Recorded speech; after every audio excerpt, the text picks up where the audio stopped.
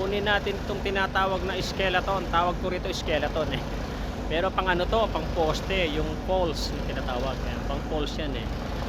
So pagkuha nito kailangan alam mo yung proseso niya kasi tulad niyan, oh, di ba? Nakaangat siya, no? So mataas yung ano, yung fifth wheel. So ayan, mataas. So ngayon, ang gagawin natin, kaya mataas siya kasi hindi pa nakababa dahil ang airbag niya ayun nakababa pa, wala pang hangin kasi yan pagka may hangin na yan tataas siya rito, bababa siya doon sa unahan. So ang gawin natin, i-connect natin yung hangin, lagyan muna natin ng hangin. Connect natin itong mga wire, connect na natin ito kasi mataas siya eh. So kailangan bumaba muna siya. Ayan. Pag sanay ka nang maglagay ng mga glad hands na ganito eh, na napakadali na lang. Pero nung una talagang mahihirapan ka. So yan, lagay na rin natin itong ilaw niya. Hawak ko kasi itong cellphone eh. Yun. Ngayon, hangin na natin.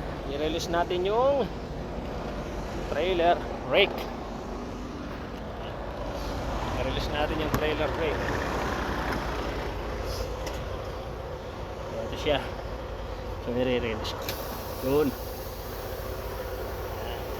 Maghintay tayo ng mga 10 minutes. Yan. Kakahangin yan. Tingnan natin. Kakahangin yan. Ayan o. Maangat na siya. Ayan o. Maangat na siya o. Bilis o. Ayan. Maangat na yung mga airbag. So, ang mangyayari niyan, ayan o, lumapat na siya. Kanina nakasubsob yung people niya. Ayan. So ngayon, magaan na yan. So ito medyo mahigpit pa tayo. O, ayan o. Yung pinaka-lock niya. So ang gawin natin, isalpak natin, no? So isalpak natin ngayon para pag salpak natin, aangat siya ng konti. So matatanggal na natin yung kahoy. So magiging free na yung stand niya.